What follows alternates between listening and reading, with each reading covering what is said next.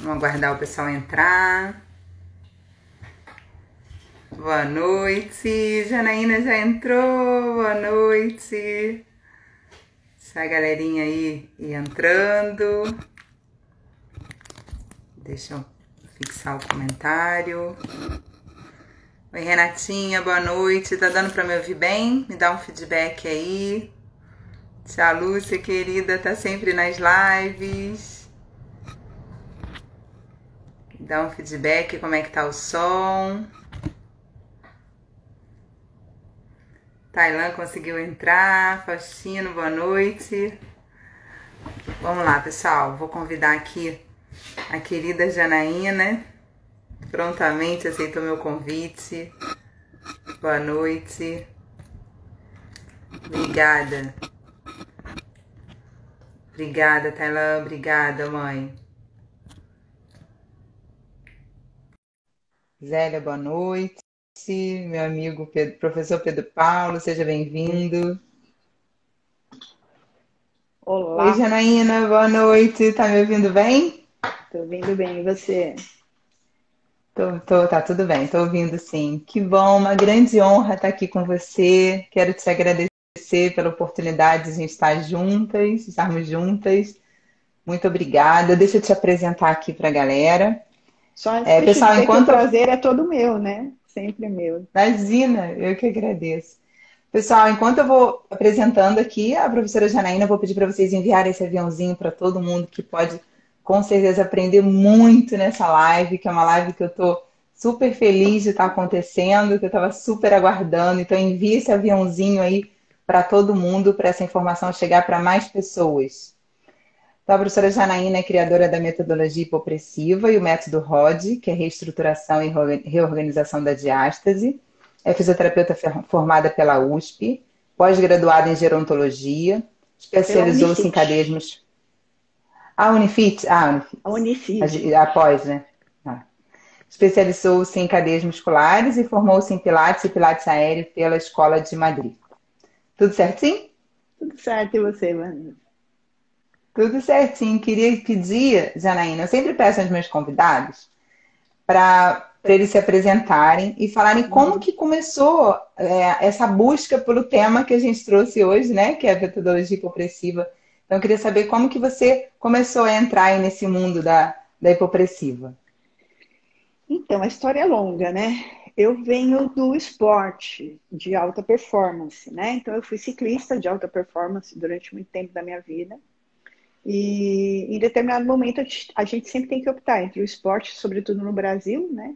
Eu tenho 28 anos de formada, então você tem que optar, né? Na minha época, ciclismo não era nada, então assim, fui estudar, mas não queria ser professor. Olha aqui, que coisa, minha família inteira é de professores, então eu falei, não vou estudar, não vou ser profissional da educação física, porque eu não quero dar aula em colégio, em escola, porque era o campo na época, né?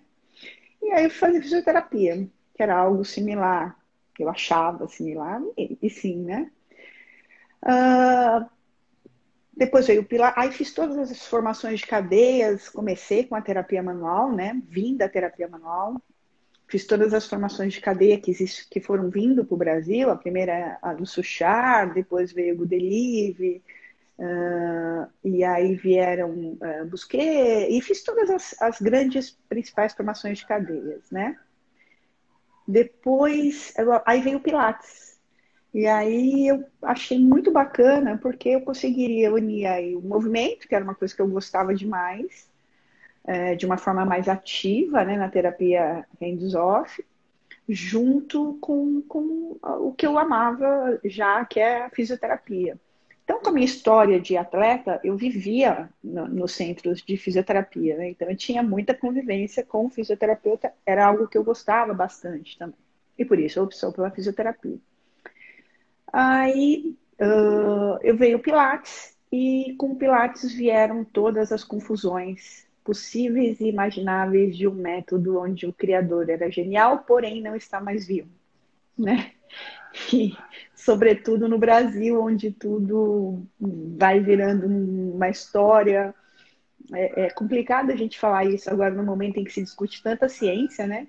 E, enfim, foi trazido o Pilates para o Brasil, mas não o Pilates desenvolvido pelo... Até foi trazido o Pilates desenvolvido pelo Joseph, mas outras escolas acabaram por montar suas formações e acabaram trazendo conceitos um pouco equivocados do Pilates.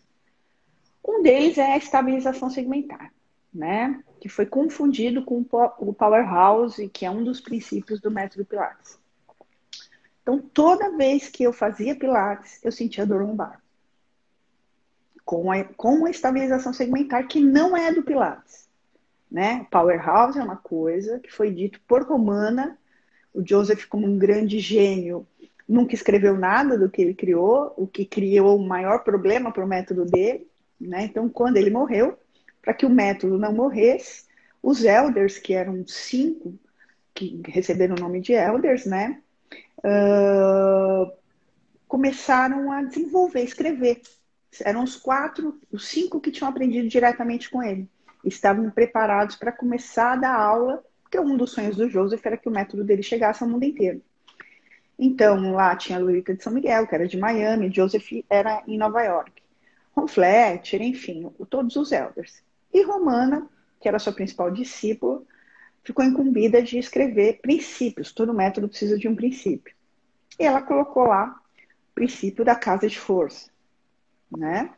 Que é uma intenção, né? Que é o scoop, que a gente chama no Pilates clássico. Uma intenção de uma estabilização, com uma pequena contração de 3% em média, hoje a ciência sabe disso, dos músculos da faixa abdominal.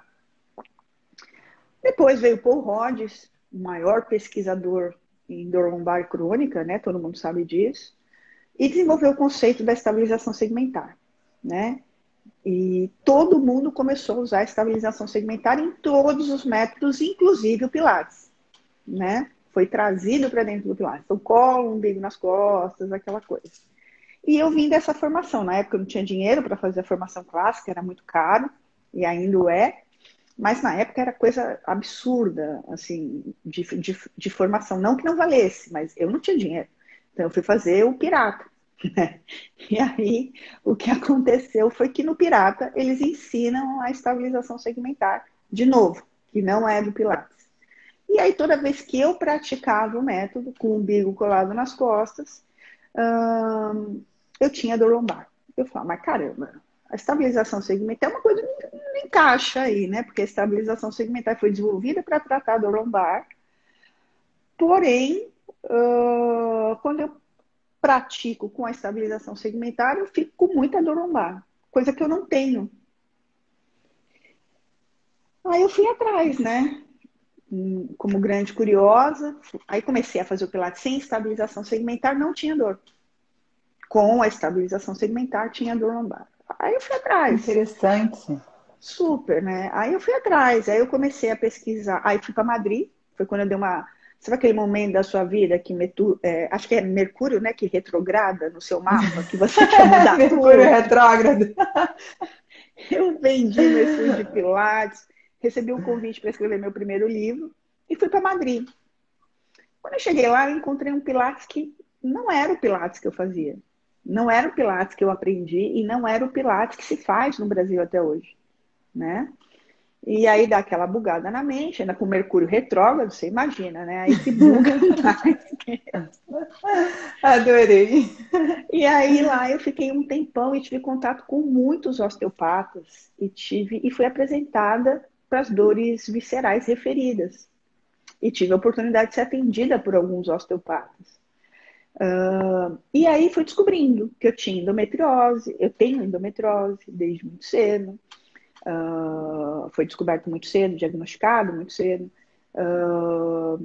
Eu era constipada, então eu tinha várias questões que aumentavam a minha pressão intraabdominal. E aí uma coisa foi puxando a outra, né? Aí o conceito da estabilização segmentar começou a ser massacrado pela ciência, né? Paul Rhodes começou a ser massacrado. Isso faz 30 anos já, e até hoje ainda no Brasil se pratica a estabilização segmentar. E muito profissional do movimento ensina ainda. Vai pegar seu filho no colo, contrai o abdômen, vai correr, contrai o abdômen. Vai levantar um peso? Contrai o abdômen, né? Sendo que no meu YouTube, quem quiser entrar lá, Janaína Cintas, tem uma entrevista com o próprio Paul Rhodes, não sou eu que estou falando, é o criador do método, antes que comece, porque o pessoal, às vezes, é meio resistente, né? Quando vai mudar algum conceito, algum paradigma muito forte, né? Porque estabilização São segmentar muitas crenças, né? são muitas crenças e a galera é muito resistente, né? Ah, mas eu sempre fiz assim, deu certo. Se eu não pedir para o meu aluno contrair o abdômen, ele vai travar. E eu digo mais, se o seu aluno acreditar que a dor lombar dele, de fato, foi curada pelo umbigo nas costas, deixa lá. Não tira isso não, porque se tirar pela crença do aluno, vai travar. Ainda mais com a entrada agora dos conceitos psicossociais, comportamentais, né? E com essas tais crenças limitantes aí. E aí eu comecei, e o Paul Rhodes foi... Então, quem quiser, entra lá no meu YouTube, tem uma entrevista do próprio Paul Rhodes dizendo que nós interpretamos de uma maneira equivocada o conceito desenvolvido por ele e que acabou por gerar troncos extremamente rígidos, né? Porque a gente sabe que a pressão intraabdominal é importante para a gente andar, para a gente ficar em pé, para a gente... que já é um reflexo de proteção existente, gerado pelo nosso córtex, para que a gente proteja uma curva que é uma curva secundária, é uma curva de movimento. E nós, né, as curvas primárias de proteção, as lordoses, curvas de movimento, né? Então não faz sentido, se a gente já pegar no pé da palavra, é aquela coisa que a gente já pensa, né? Por que eu não pensei nisso antes, né? Estabilização é tirar movimento, né? Então não faz muito sentido profissionais do movimento tirarem movimento. Pelo Sim. contrário, a gente tem que refinar o movimento, treinar o movimento, né? Então, a própria palavra, já estabilização segmentar, já não combina com uma curvatura secundária, que é uma curva de movimento. Ela foi feita para movimento, né? Para produzir movimento. E aí eu comecei a estudar muito as pesquisas do Paul Rhodes, aí foi apresentada para a organização mundial da síndrome compartimental, porque aí os médicos começaram a se ligar nas questões pressóricas entre as cavidades. E aí eu conheci na Europa também o trabalho da Bernadette de Gasquet, que é precursora nessas questões de saúde da mulher, e ela que foi a primeira a falar dessas questões pressóricas, né? E conheci os estudos do Calfrier, enfim, conheci os estudos do Jorge Vieira, do Pitt, e também conheci o trabalho de Finney William, que são dois osteopatas monstruosos, né? E tem um grande amigo, que é o Máximo Lombardozzi, que também é do Instituto Diagnostrata, também ministra curso por vocês, que é representante Finney William no Brasil. Representante não, ele é ele traz o legado, né, do método coluna de pressão para o Brasil. E ele assistiu uma live na vida dele, uma live minha. Por coincidência, ele falou, opa, onde eu falava que o Pilates está se tornando hiperpressórico por conta da estabilização segmentar e por conta das vetorizações que não são muito bem colocadas, não são ensinadas a serem colocadas e aplicadas em alguns cursos, algumas formações não muito boas, né? Sempre tem, né? Bons sapateiros, bons açougueiros, bons médicos, maus médicos, bons fisioterapeutas, bons professores e por aí vai. E aí eu comecei a entender e ver no Instagram, com o crescimento das redes sociais, um Pilates hiperpressórico, um Pilates que começou a machucar as pessoas. Várias pessoas chegavam para mim e falavam, olha, eu me machuquei com Pilates. Eu falava, não, tem alguma coisa errada. Pilates é um método maravilhoso, não é completo, ainda não existe método soberano, eu costumo sempre falar isso. Falta potência no Pilates, faltam alguns requisitos musculares e articulares que o Pilates não trabalha, né? Porém, para se ganhar alongamento e hipertrofia em excentricidade, com adicionamento de sarcômeros em série, que é o alongamento que a gente acredita, e não aumento de tolerância à dor, que é uma característica do tecido conjuntivo, que a galera confunde demais, né? O Pilates é o melhor Sim. método, né? Para se ganhar esse alongamento efetivo. Então, Van, foi quando eu comecei a trazer todos esses conceitos para dentro do Pilates. Falei, tem alguma coisa errada, e comecei a minha luta. Aí eu fui atrás de grandes nomes do Pilates, dentre eles Kate Corey, fiz formação com Lolita, esses elders.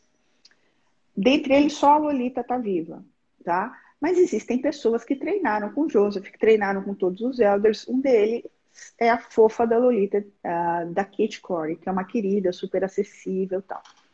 Ela me deu uma entrevista, eu tive esse prazer de ter uma entrevista. Eu tenho um curso, Diferença do Powerhouse para a Estabilização Segmentar. E ela me disse que é assustador o que ela vê no Brasil, essa coisa de mandar contrair o abdômen antes de fazer o Pilates, que tem aumentado demais, tem pressionado as vísceras para baixo, tem aumentado demais, junto com a vida moderna, não só o Pilates, mas com exercícios de impacto, enfim, com sedentarismo e uma alimentação errônea, uma série de coisas que a gente faz hoje em dia, que o nosso corpo biologicamente não veio preparado para isso, ainda mais com o advento do cozimento, e por aí vai, uma série de questões que tem aumentado absurdamente o número de incontinência urinária no mundo. Esse dado não é meu, nem tampouco da Kate Corey, tá? Esse dado é de Caribou, né? A mãe da saúde da mulher no mundo, né? Se a gente fala em saúde da mulher, não tem como não passar por Caribou. E Caribou fala que o número de instrutoras de Pilates e instrutoras de yoga que antes dos 40 anos já desenvolvem incontinência urinária de esforço é em torno de 26%. Se você Uau! pensar que é um método que proteja o assoalho pélvico, que deveria proteger o assoalho pélvico, não faz sentido, né? Muita gente critica essa pesquisa da Caribou porque é uma pesquisa transversal e não longitudinal. Porém, eu te pergunto, você é professora, você entende de ciência. Como que a gente vai fazer uma pesquisa longitudinal com uma incontinência urinária de esforço?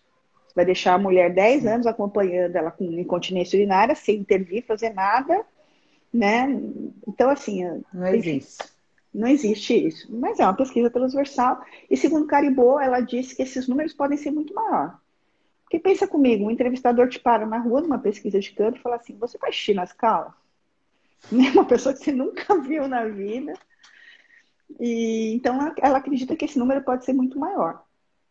E aí eu fui juntando tudo na minha cabeça. Veio primeiro o curso de cadeias musculares, em que eu já aplicava o conceito das cadeias ao Pilates, né? Depois aí veio a biomecânica do Pilates, onde eu tentava já falar dessa questão da estabilização segmentar. E aí as coisas foram se juntando, aí eu tive contato com o Máximo, conheci coluna de pressão e falei, pô, faz todo sentido. Mas não faz sentido só a gente normalizar as pressões na cavidade abdominal. Porque se pressão é força sobre área, se a gente está falando de pressão fluida e fisicamente pressão é força sobre área, essa pressão vai para algum lugar. E as pressões entre as cavidades, elas são dependentes, né? Cavidade pélvica, cavidade abdominal, torácica e craniana. Então, elas são dependentes uma da outra. Elas vão gerir essas pressões, né? E diferente dos outros conceitos hipopressóricos, o meu, ele tem toda essa preocupação em normalizar antes a série muscular, né? De Finney Williams, que está mais que comprovado numa revisão sistemática, numa meta-análise com mais de 900 pesquisas. Então, a gente sabe que existe uma série muscular que é ativada toda vez que a pressão intraabdominal aumenta-se cronicamente. Então, existe o quê? A ativação dos músculos inspiradores, que é muito lógico, né? Se a gente pensar na mecânica respiratória. Quando você inspira, o diafragma contrai e abaixa. Aumenta a pressão intraabdominal. Se ela já estiver aumentada cronicamente, vai ser um problema, né? Porém, quando ela está aumentada cronicamente e ela é exposta a aumentos súbitos de pressão, porque muita gente, quando fala do transverso, acha que ele é só um músculo estabilizador. E a gente sabe que ele é um músculo da fonação, da defecação, as pessoas, né? Então, se ela da tosse, do espirro, a gente está em épocas aí de pandemia de Covid, imagina o que tem de gente com a pressão abdominal aumentada subitamente, depois de ficar Aumentada. tossindo um mês. Tem pessoas que ficam com a síndrome pós-Covid 3 meses, né? Então, antes de liberar essa pressão para o alto ou para baixo, explodindo mais ainda numa incontinência urinária, a gente normaliza essa série muscular, que é ativa. Essa série muscular é o quê?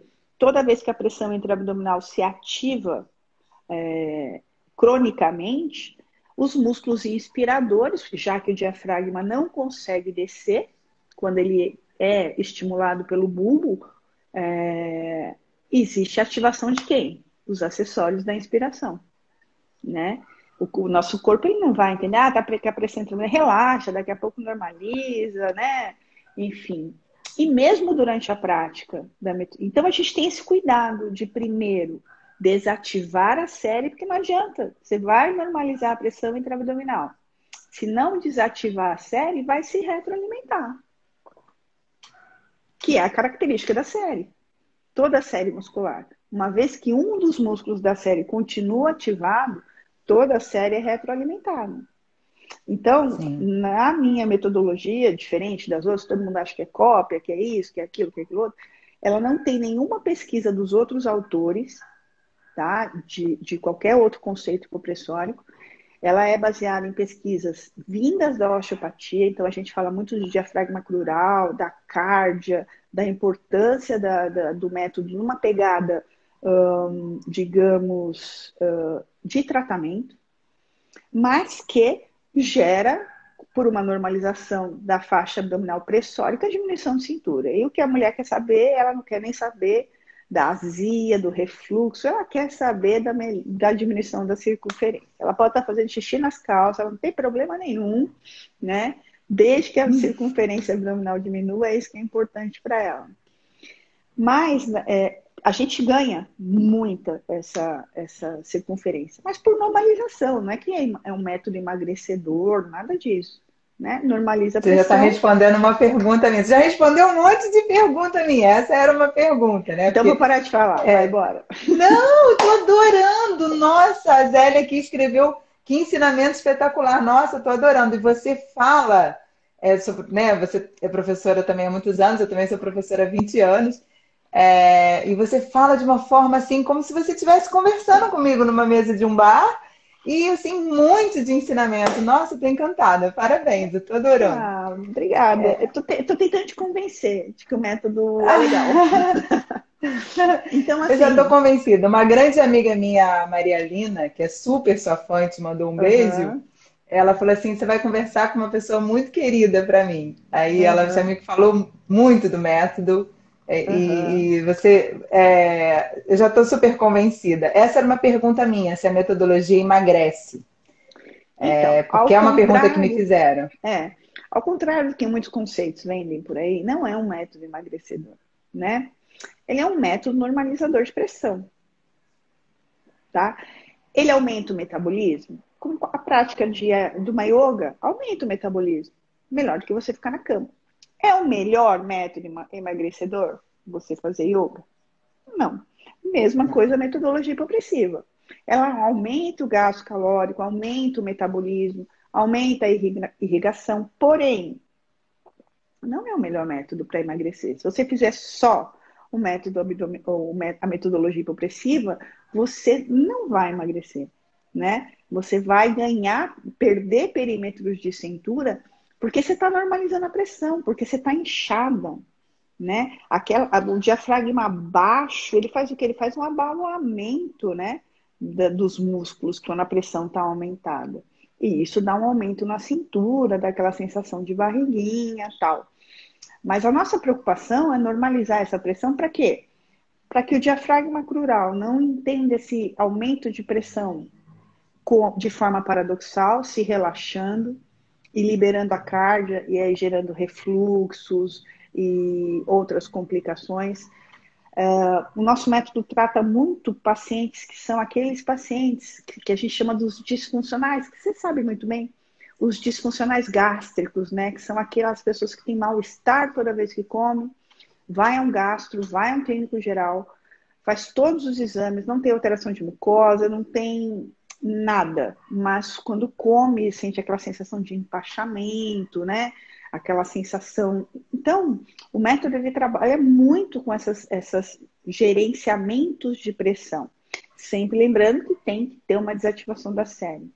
E uma coisa importante que eu acho também falava é que assim, o conceito hipopressório que ele ficou conhecido como aspirar, né? Então, o legal é aspirar, aspirar, aspirar, aspirar. Mas é como eu sempre falo, e muita gente fica frustrada, e muita mulher que eu atendo, que vem me procurar para fazer o método, fica frustrada quando eu falo, ó, eu vou fazer uma avaliação da sua faixa abdominal, né? Eu vou avaliar se você tem diástase, eu vou avaliar qual o comportamento dos seus músculos, eu vou avaliar seu tônus de base, porque a gente trabalha no tônus de base quando a gente fala em músculos que são músculos tônicos, né? A gente não tem que pensar em carga quando a gente... Claro que as fibras são mistas, mas a gente tem que trabalhar no tônus de base. Então a gente faz uma avaliação toda detalhada de como está o diafragma, se está hipertônico, hipotônico, né? E aí a gente traça o nosso tratamento. E muitas vezes a pessoa não aspira. O ideal da metodologia hipopressiva é que por volta da terceira ou quarta aula esteja tudo organizado, esteja eutonicamente tudo funcionando bem, o sistema respiratório, que as pressões estejam bem gerenciadas, que durante a inspiração, diafragma baixo, o abdômen, você ganhe perímetros de cintura, quando você expira, você perca perímetros de cintura, e é tudo isso que a gente avalia, né? Que normalmente é o contrário, às vezes a pessoa tem uma respiração só apical, nem mexe lá embaixo, né? Então, assim, a gente reorganiza tudo isso, desativa a série para que na terceira aula a pessoa não precise mais aspirar. Porque a aspiração só serve para a gente tirar o peso hidráulico das vísceras, momentaneamente do assoalho pélvico, que é pesado pra caramba, o que vai acabar gerando, numa pessoa que tem a pressão intraabdominal aumentada cronicamente, uma tensão nesses músculos do assoalho pélvico. E eu sempre falo para os meus alunos, a gente tem que entender a diferença de músculo fraco para músculo tenso. Os dois não têm capacidade de contração. Vamos voltar para a fisiologia, não acredito em nada do que eu falo para vocês. Né? Vamos buscar lá na anatomia e na fisiologia as respostas e na ciência. Músculo fraco, ele está fora da curva de comprimento e tensão. Ele não consegue contrair, ok? Ou ele tem pouca eficácia na contração. Músculo tenso também, porque ele não relaxa. Precedente para contração é o relaxamento, troca de íons, troca, né, entrada de cálcio, aquela coisa toda que a gente sabe, que eu espero que todo mundo saiba, aqui todo mundo saiba, eu tenho certeza, né, que há troca de cálcio na membrana, o músculo relaxa para que para que possa haver uma nova contração, né? E aí e isso é o músculo tenso. Os dois são incapazes de gerar uma contração boa. Então, qual é a função da aspiração? Primeiro, os dois estão disfuncionais, né? Disfuncionais, porém os tratamentos são diferentes. Sim. Né? Então, assim, a função do hipopressivo no assoalho pélvico é simplesmente retirar esse peso hidráulico das vísceras do assoalho pélvico. Para quê? Para que ele possa relaxar, para que ele possa ser oxigenado. Né? Coisa que quando a víscera está lá socada lá embaixo, porque o aumento da pressão crônica faz isso, e principalmente quando a gente faz muito exercício do abdominal do tipo crunch, aumenta mais ainda pela vetorização do exercício, porque diminui a área, né? Então, essa é uma das funções básicas da aspiração. A outra é o alongamento do diafragma crural. Se você não tem necessidade de aspirar, são só essas duas funções de aspiração. Tá? As outras questões a gente organiza nas posturas, nas contrações, no padrão respiratório, né? Então, muita gente fica frustrada porque não pode aspirar, mas pensa comigo, você é osteopata, né? Tudo Sim. que tudo que o nosso corpo, tudo que a gente ingere, todas as nossas necessidades fisiológicas, nosso sistema estomatognático, ele funciona de cima para baixo. Toda a motilidade das nossas vísceras, né, ela se faz sentido caudal. A não ser que nós tenhamos, por exemplo, uma ingestão de uma alimentação tóxica demais, onde você vai promover um vômito que não é fisiológico. Você vai tirar da homeostasia. Então, você puxar tudo para cima não é interessante. Você está promovendo uma inversão do sistema estomatognático. Será que seria interessante? Então, é interessante. São essas questões que eu trago, que o pessoal me chama de maluca. Mas é sempre pensando na fisiologia e na anatomia. Será que é interessante a gente ficar sugando o tempo todo tudo para cima? E tem métodos hipopressóricos que suga toda hora, suga, suga, suga, suga. E quem sou São eu os para falar radicalismos de todos os métodos, né? Você acabou de... de falar do radicalismo do Pilates, de como inverteram um monte de coisa e como inverteram o raciocínio da hipopressiva Exatamente. também, né? Por exemplo, a hipopressiva ela ativa sempre, em alguns conceitos, o serrátil, para abrir costelas e abrir a área, né? Já que pressão é força sobre área.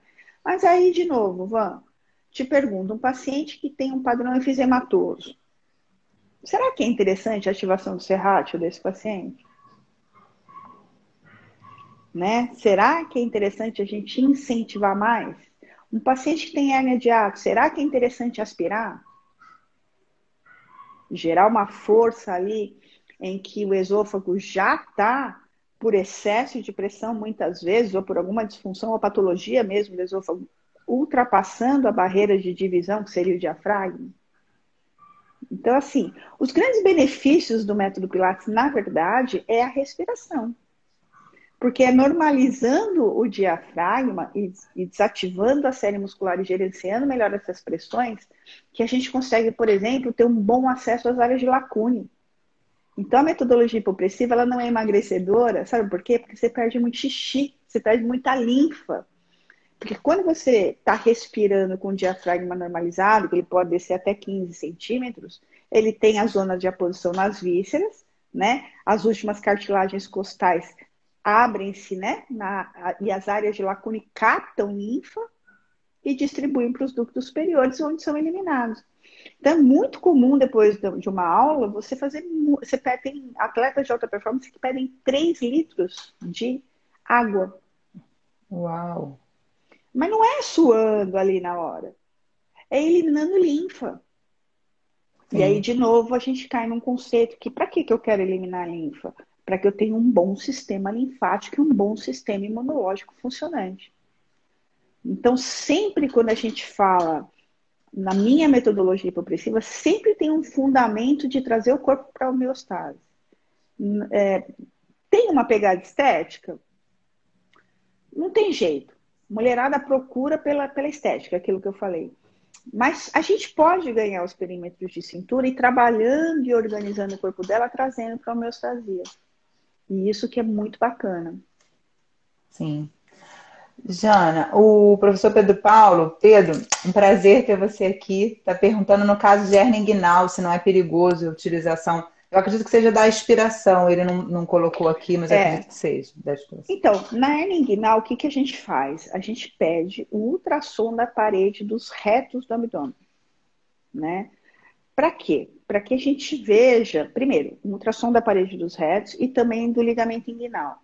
Porque o ligamento inguinal, facialmente, a gente sabe que ele é dividido em 3 partes, né? Na parte proximal, junto à sínfise pública, ele tem as 3 camadas de face, as 6 camadas de face dos 3 músculos do abdômen que chegam ali. Transverso, oblíquo interno e oblíquo externo, certo? Na linha média do ligamento inguinal, a gente só tem a camada bilaminar da camada média da face profunda, ou seja, do oblíquo interno. E próximo a EAS, a gente tem as 6 camadas bilaminares de novo. Por algum motivo que não se sabe ainda, algumas pessoas nascem sem essa proteção nas pontas do ligamento inguinal. O que possa, talvez, ser um favorecimento para a subida dessa hérnia, para a saída dela da loca. Então, a gente pede, primeiro, uma verificação ultrassonográfica, né? E a gente pede do ligamento inguinal e também da parede dos retos do abdômen. E seja na hernia inguinal ou na umbilical.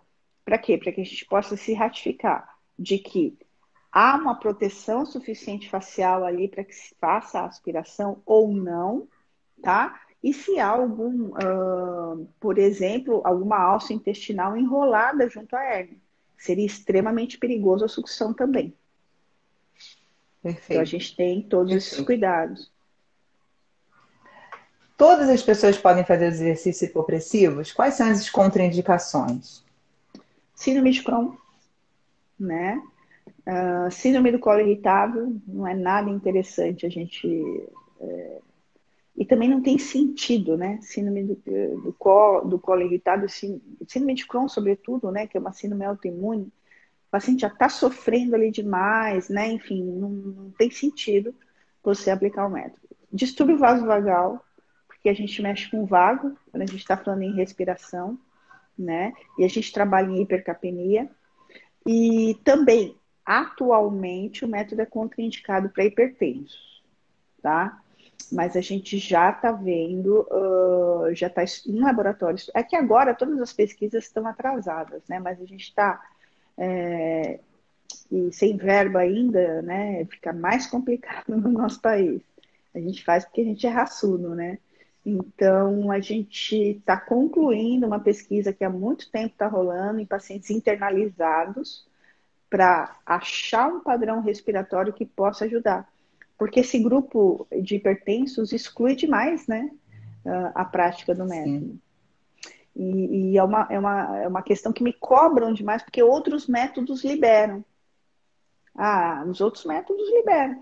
E por que no seu não pode? Porque é perigoso. Porque a gente está trabalhando com simpático parasimpático, a gente está trabalhando com hipercapnia, vai ter produção de noradrenalina, então é extremamente perigoso. Aí as mulheres são muito sedutoras, né? Então elas tentam falar assim, ah, mas o meu é controlado. Eu tomo beta-bloqueador. Pior ainda, porque a gente não consegue acompanhar as alterações pressóricas de pressão arterial durante a prática do método. É como eu falo nos cursos, a pessoa não vai morrer ali com a gente. Ela nem vai associar que infarto, ela vai morrer lá no banheiro da casa dela, quando ela fizer uma valsalva. Porque as respostas cardíacas, elas são retardadas, né? Então, sim. ninguém vai morrer ali na sua frente. Mas faça uma reflexão, eu sempre brinco no meu grupo, aquele seu paciente que você fez uma, né, escondido e que tinha pressão aumentada, não estava pegando nada na hora e você continuou, e que depois de 2, 3 dias a família ligou e falou, viu, né, aconteceu isso com mamãe, aconteceu isso com... Né, faça uma reflexão e vejam quantas cruzinhas no peito vocês têm.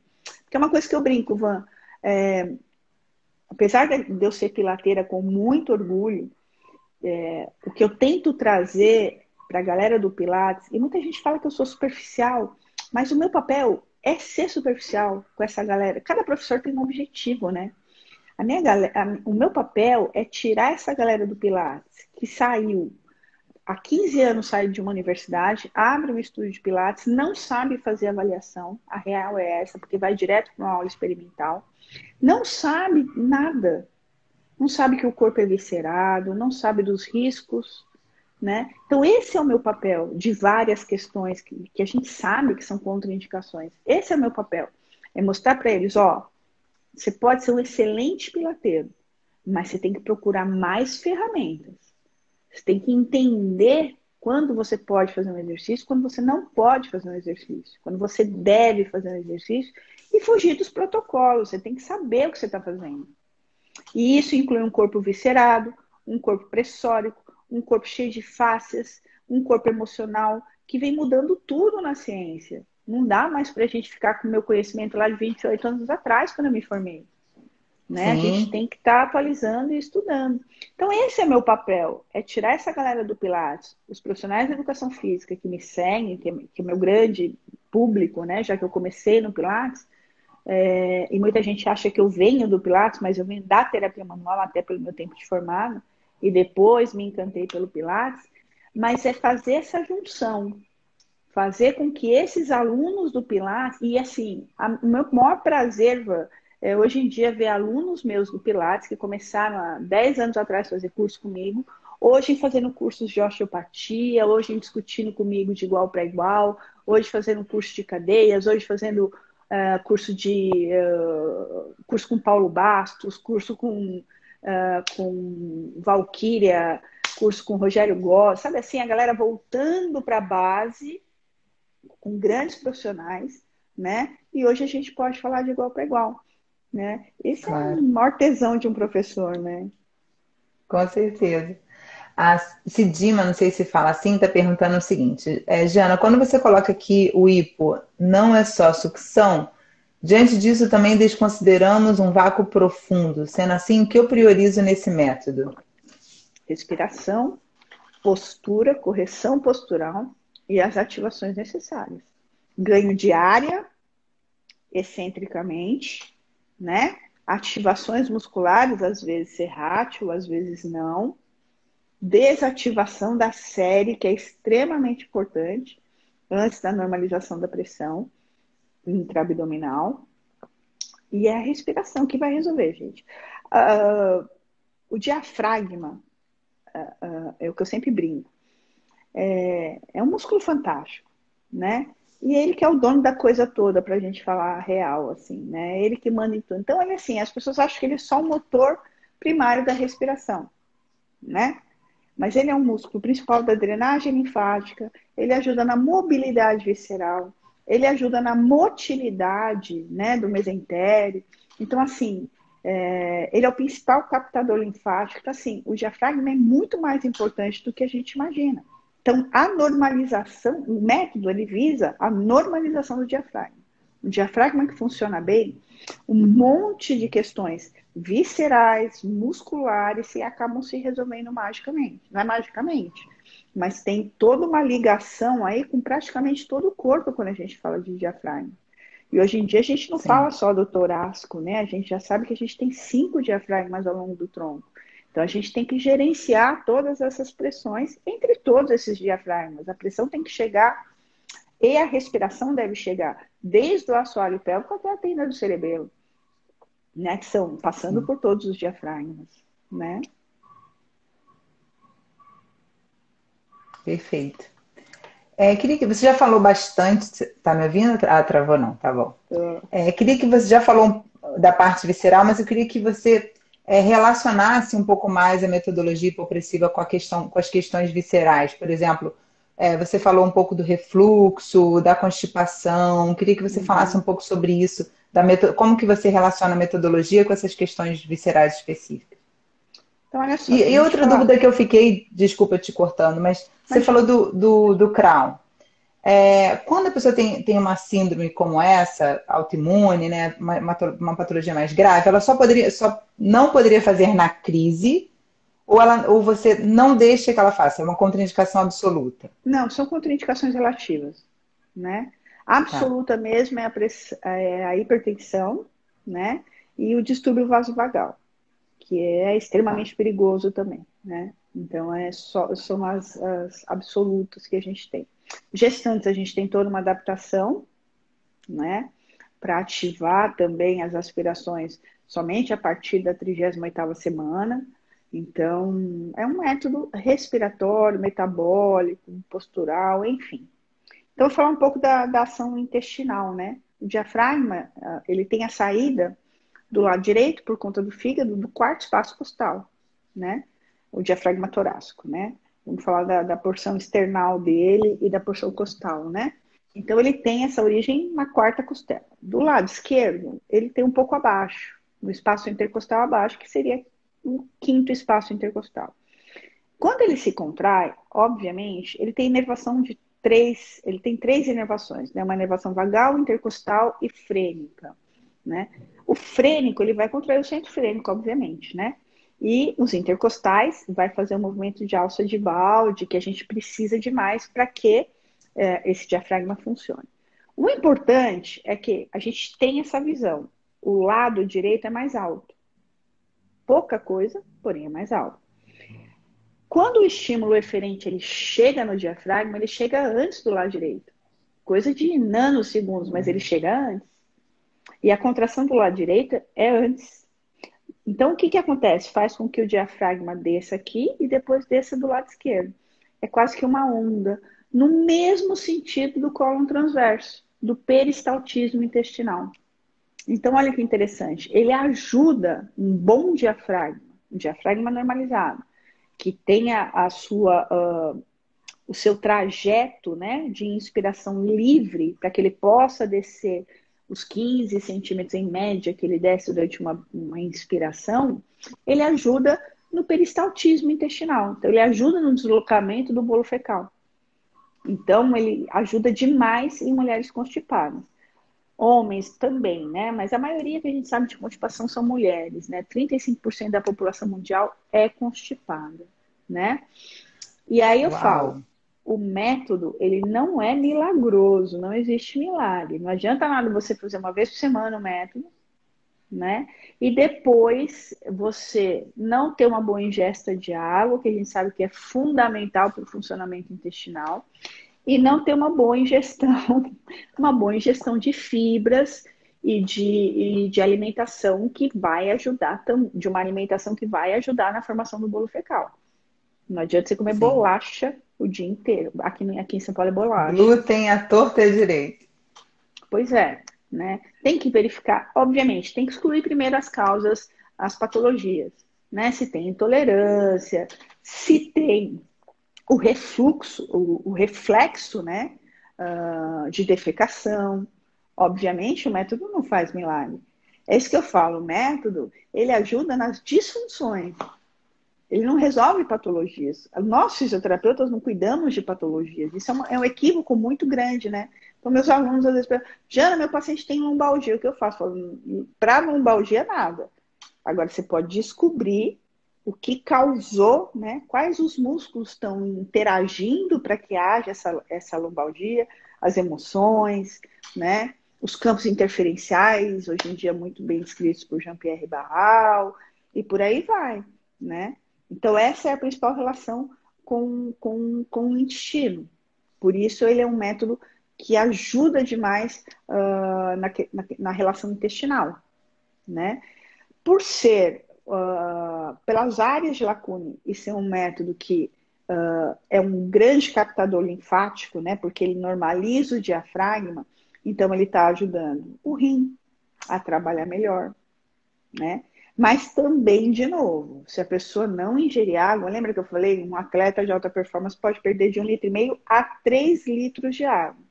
Se ele não repor esse líquido, vai desidratar o rim e vai acabar prejudicando, né? E quando a gente fala em rim, a gente fala em fígado também, né? Em fazer Sim. Quanto mais a gente bebe água, mais a gente limpa o fígado, que é a nossa grande usina, né? Que tem que funcionar bem. Então, o método ele tem todas essas inter-relações que eu trago para a relação osteopática, né? A minha preocupação é essa, né? Em não deixar de maneira nenhuma também essa pressão ser distribuída para cima, para o diafragma, né? Para o diafragma continuar sendo empurrado excentricamente. Sobretudo em momentos de pandemia com uma síndrome respiratória. Isso vai aumentar a frequência respiratória, isso pode simular uma síndrome, uma própria Covid, isso pode simular uma síndrome do pânico, né? Então, o método ele ajuda no deslocamento de gases, já pensando também nessa relação com o mesentéreo. Então, a gente tem que olhar globalmente. E, de novo, para ter barriga chapada, que é a principal intenção de quem procura o método, se não fizer uma dieta, com uma boa ingestão de água, e bem equilibrada, mais um exercício para queima e aumento de fato metabólico, não vai conseguir nada. O método ele Claro. não gera a barriga negativa. Sabe o que gera a barriga negativa? 85% é alimentação. Sim. Porque os gominhos, eles estão lá, né? Eles estão lá. O grande problema é que tem a capa de gordura por cima, duas ainda. Né? Então, quanto menos gordura você tiver ali na faixa Na região. abdominal, na região, que eu tive tanta reunião hoje que tô com reunião na cabeça. Tenho mais uma agora às 8.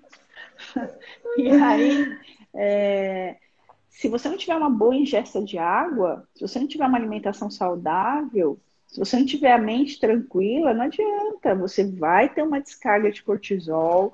No estresse, você vai viver sobre, né, cortisol a mil, adrenalina, frequência respiratória aumentada. Então, assim, o método ele busca organizar tudo isso, mas ele não faz milagre, né? Em Claro. mulheres, para que a gente tenha um abdômen definido, eu vou estar até aqui tá jogando contra o meu time, tá? Qualquer mulher que tenha menos de 17% de gordura corporal tem um abdômen definido. Não precisa praticar método nenhum. E para os homens, como sempre, né, a anatomia e a fisiologia é sempre mais injusta com a gente, né? Abaixo de 20% de gordura. Se tiver um índice de abaixo de 20% de gordura e para as mulheres abaixo de 17%, você vai ter um abdômen trincado. Você não precisa fazer nada. Não necessariamente você vai ter uma boa postura, não necessariamente você vai estar organizado funcionalmente, mas o abdômen vai estar Claro. lá. Emanuele, sim, todas as lives ficam salvas, tá? Estão todas as lives salvas no meu canal do YouTube e também no Instagram, tá bom? A Emanuele perguntou. Jana, e você tem o método ROD, eu não sei se fala ROD, não sei como você fala. Eu também não Queria sei, que você porque foi uma falasse um pouquinho. eleição, aí a galera que elegeu não tinha nome, o método. Eu lancei um curso de aças e a galera, não, vou pôr um nome. Aí eu fiz uma votação lá no grupo de quem comprou e aí ficou Rod. Maravilha. A gente só tem mais alguns minutinhos, depois você tem uma reunião também, daqui a pouco o Instagram Tenho corta às a gente. 8. Eu queria que você falasse um pouquinho do método e da diástase, que é sempre uma pergunta que me fazem quando eu falo, quando eu fiz a divulgação do curso, me fizeram muito essa pergunta. Então, a diástase a gente tem que pensar antes de mais nada que mudou demais com as pesquisas recentes.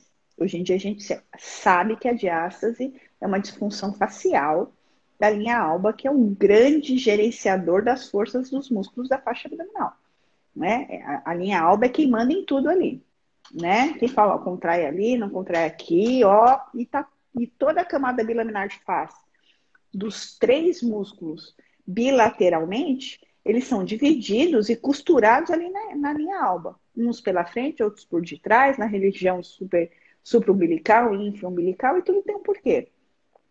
Então, antes de mais nada, quando eu falo do ROD, por que reorganização e organização? Primeiro, a gente não basta olhar para o reto do abdômen para tratar uma diástase, né? A gente tem que tratar todo o entorno para tratar uma diástase, né? Então, hoje, diástase é a patologia da moda. Tem muita gestante que me procura para fechar diástase. Eu falo, gente, calma. Diástase, ela é absolutamente normal e esperada, e graças a Deus que ela aconteça na gestação, porque senão para onde o bebê vai ser gestado, né? Então, o que a gente faz? A gente olha todo o entorno. A gente organiza o assoalho pélvico, a gente vai olhar os ilíacos, vai olhar a região sacroiliaca, vai organizar a região sacroiliaca. A gente vai tirar manualmente a tensão, né, dos músculos largos que podem estar tracionando essa diástase, e numa vetorização, se a gente pensar em Pitágoras, nos três músculos, cada um tem uma vetorização que, num paralelogramo de vetores desenvolvido lá pelo tio Pitt, eu sempre brinco, vocês lembram do tio Pitt, né? Vai trazendo uma vetorização de 90 graus e vai abrir os retos, né? Então, a gente normaliza a linha alba através de liberações faciais, que eu, inclusive, estou em laboratório junto ao Mackenzie, desenvolvendo pesquisa em cima disso, com métodos de tração cíclica, né? Que é o que Schleip diz, que é o que remodela as fibras de colágeno, né?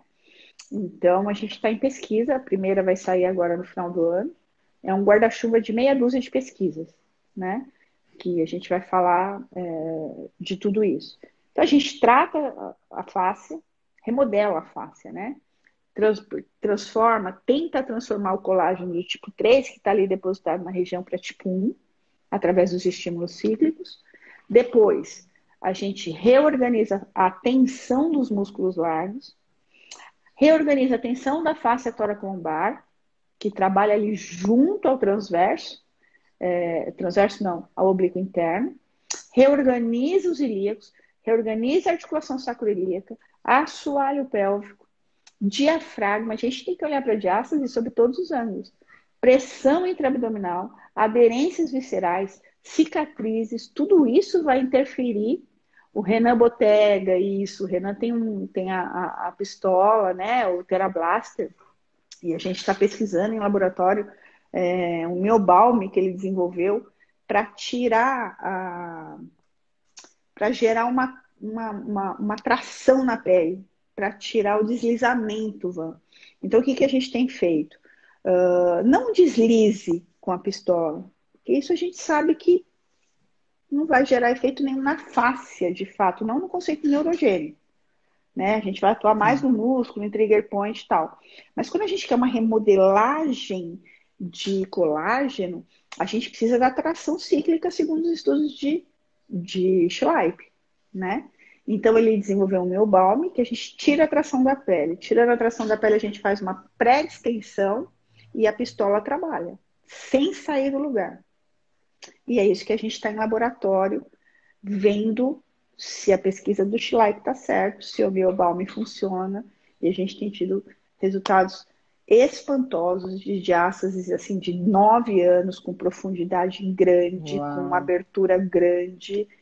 Porque fechar diástase de puérpera é fácil, né? Publicar artigo fechando diástase de puérpera, sobretudo puérpera de 1 ano e meio, é a coisa mais fácil do mundo, tá cheio de estímulo ali. Quero ver fechar diástase antiga, né? E torná-la funcional. O importante não é fechar a diástase. É isso que a mulherada tem que entender. A gente tem 3 centímetros, a ciência atual diz que, os artigos atuais falam que até 3 centímetros, Thorsten fala muito isso, né? No seu último tratado de osteopatia, que até 3 centímetros, ele falava em 2 centímetros, hoje a ciência já fala em 3 centímetros.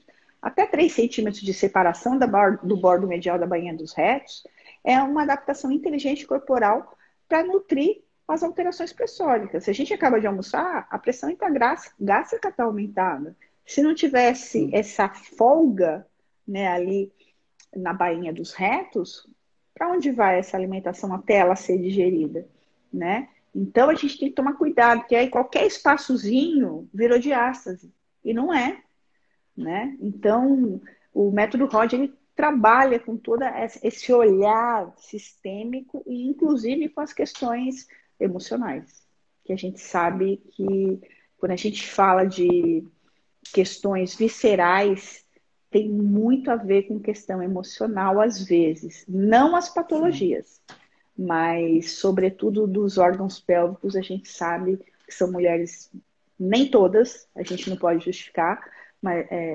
nunca a gente pode generalizar, mas a gente sabe que a grande maioria sofreu abuso sexual. Mesmo que não conte pra gente, a gente tem isso muito claro na ciência, né? Então, é por aí que a gente vai tentando fundamentar os métodos. O que eu falo, artigo sem pensamento e raciocínio clínico, Van, vira só um artigo. Não adianta nada. Né? Ficar postando artigo aí. É a coisa mais fácil postar artigo. Você acha artigo de tudo, você sabe disso. Artigo que fala que Pilates é ótimo, que Pilates é ruim, que a osteopatia é fantástica, que não existe movimento dos ilíacos, que existe, que não, né? Que as vísceras não precisam mexer. Depende do que você quer achar. O que você quiser achar, você achar, você acha, né? Tá aí a nossa realidade pandêmica. O que você quer achar, você acha, né? Então, com certeza. Tem que procurar bons artigos, com boas publicações, boas referências, artigos robustos, e sempre ter na cabeça qual é a escala, né? Que um estudo de caso nunca é igual uma meta-análise nem uma revisão sistemática, né? Com certeza. Então, queria, para a gente finalizar aqui, que já está acabando, queria que você falasse, assim, eu vi um curso seu que eu fiquei encantada de Covid. Queria que você falasse o que você está trazendo para a gente de curso, o que você tem de novo aí nesse mundo virtual, porque agora a galera não quer muito viajar, né? Tem o Covid e tem a questão do virtual que está facilitando. Então, fala para a gente o que você tem aí de novidades. Então, eu me liguei a uma super fisioterapeuta, que é a Thais Fronczak, que ela tem o RTA, né? Que já traz uma visão muito avançada da fisiorrespiratória, né? E a gente está vendo. E aí eu cheguei para ela e a gente observou que a gente tem 14 milhões de curados, né, de Covid no Brasil. Desses 14 Graças a milhões de Deus. curados, graças a Deus, né? Graças a eles que estão na linha de frente, inclusive a Thaís Franczak, que está lá um ano Sim. e tanto na linha de frente ali trabalhando. Eu não me acho apta para falar de síndrome pós-Covid, então eu fui atrás de uma pessoa que está na linha de frente, que está na respiratória há muito tempo. Eu comecei a ver absurdo, mas eu vim do hospital, eu trabalhei no Einstein um tempo, minha carreira eu comecei no Einstein, né?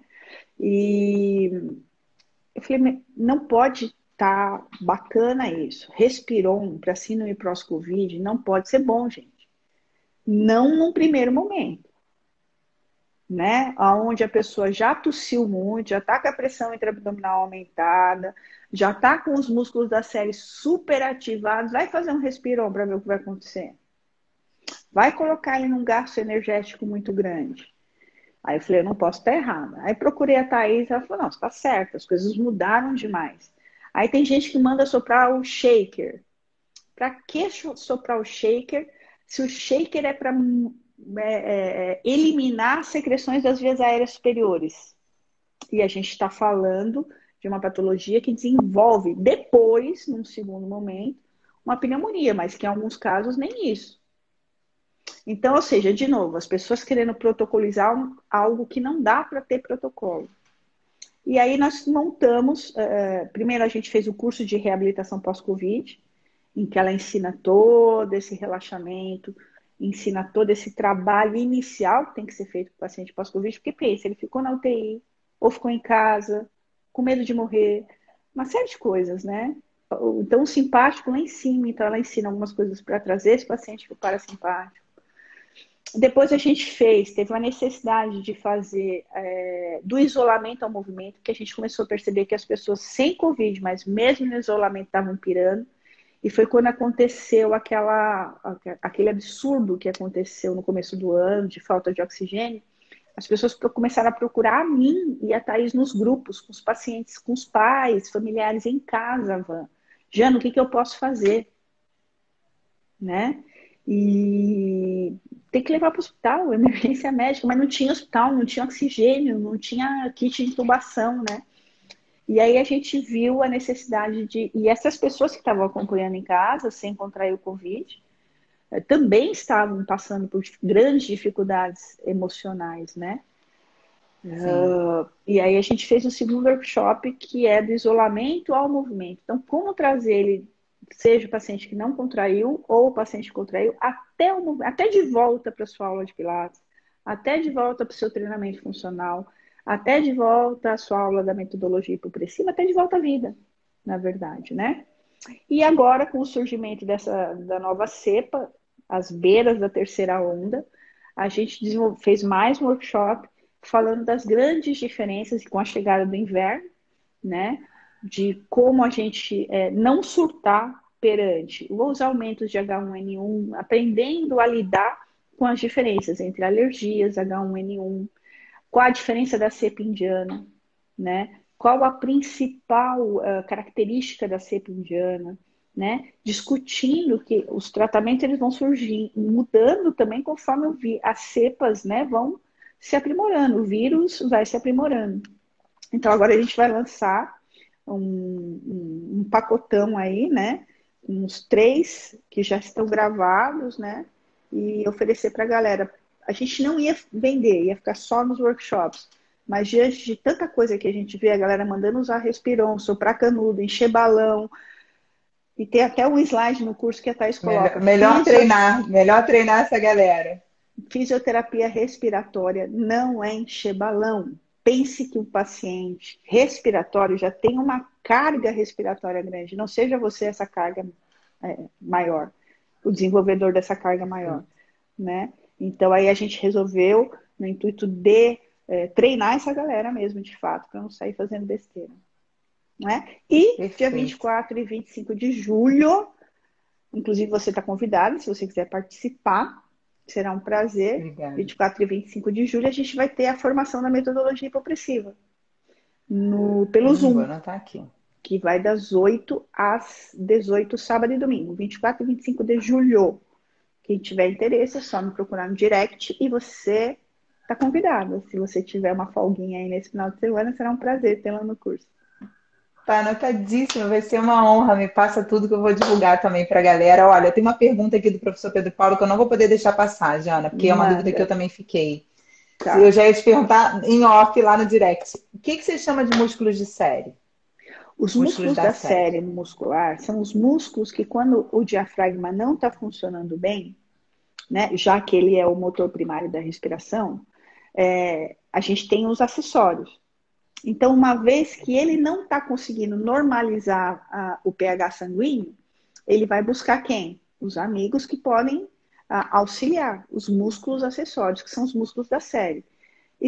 Ah, sim. Esternocleidomastoideu, né? O nosso velho amigo trapézio, fibras superiores, escalenos e os intercostais. São os São os músculos músculos da acessórios. série. Perfeito. Né? Maravilhoso. Janaína, adorei. Adorei Ah, fazer que essa live com bom. você. Você é Eu uma fofa. também. Muito obrigada. Ah, Muito imagina, imagina. obrigada. Você que é uma Pessoal, querida. imagina, vou fazer só uma divulgação aqui da live da semana que vem. Pessoal, Simbora. toda quarta às 19 horas estamos aqui e vamos ter a live com a professora Fernanda Guimarães, que é fisioterapeuta, professora de fisioterapia neurofuncional do IFRJ, doutora em saúde coletiva pela UFRJ e é uma grande pesquisadora e divulgadora da CIF. E aí a gente vai conversar sobre a CIF na prática clínica da traumatortopedia. E eu Então, vou fazer aguardo a vocês na formação da quarta que CIF vem. agora, por conta da diástase, porque tem que trazer para a funcionalidade. Que maravilha, muito bom, muito Sim, bom. né? Sim. A gente tem que ter esse olhar de funcionalidade. Acabou essa coisa de força, De força, força, patologia. força, patologia. A gente não trata patologia. Quem trata patologia é o médico. A gente trata disfunções no sentido de trazê-la para o funcional, né? Perfeito. E a gente Então, pegou a eu já estou fisioterapia na tão lá formação atrás, dela. né, Jana, que era só Poxa, patologia, só patologia. só A gente teve que patologia. mudar tanto o nosso raciocínio. Série de Williams para Isso, lombalgia. método CLAP. A gente pegou umas coisas, só patologia, e agora essa galera está se formando assim de uma forma tão diferente, né? De uma forma tão melhor, baseada em função. Então, essa galera tem que aproveitar aí o que tem de novo, o que tem de estudo, Sim, aproveitar a sim. Jana, que está trazendo coisas maravilhosas aí pra gente. Jana, foi uma grande honra, muito obrigada. Ó, Prazer foi um meu, Pan. beijão para Sempre que você. precisar, estamos aqui e vamos qualquer dia fazer uma live lá no meu canal para a galera te conhecer mais Com certeza, e com divulgar seu certeza. Obrigada, trabalho. pessoal. Obrigada, pessoal. Um beijo grande. Até semana que vem. Beijo. Tchau, tchau.